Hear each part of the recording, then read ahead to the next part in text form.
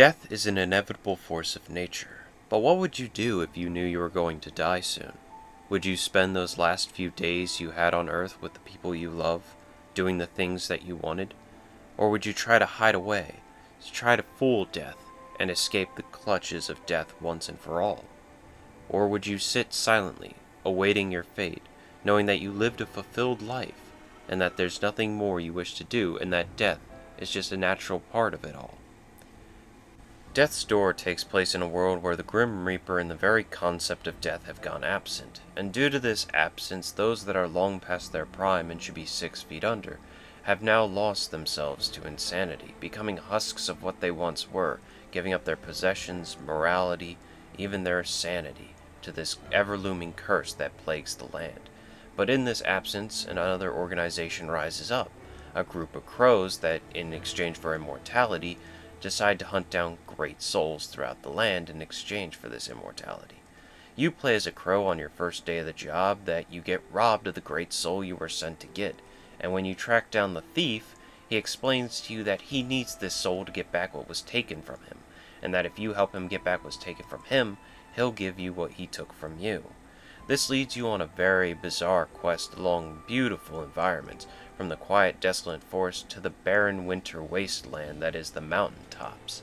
You'll fight very unique enemies with very unique fighting patterns, as well as having a great soundtrack that goes along with it.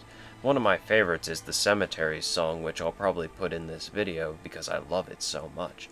The soundtrack to this game is so fitting. It can be quiet but also very thrilling at the same time.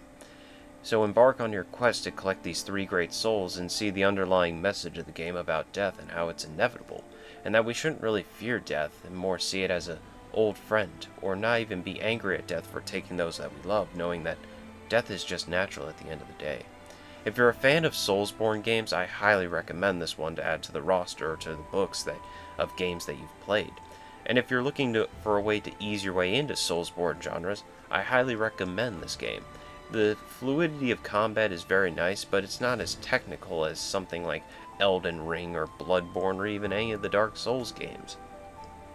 And if you find that this game is too easy for you, here's an added challenge. One of the achievements in the game is called an Academy of Umbrellas, and if you get the reference, kudos to you. But in this challenge, you have to use the umbrella weapon throughout the entirety of the game.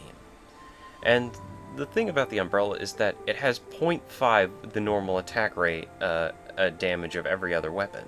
So good luck killing everything with it, because some of the bosses will have to make you adapt and overcome, while some may just fall over at your feet. I love this game because of the variety of weapons, the variety of lovable characters like Pothead, who Pothead will always be number 1 in my heart, and if he's not your favorite character, you're lying. So, Cucco highly recommends Death's Door.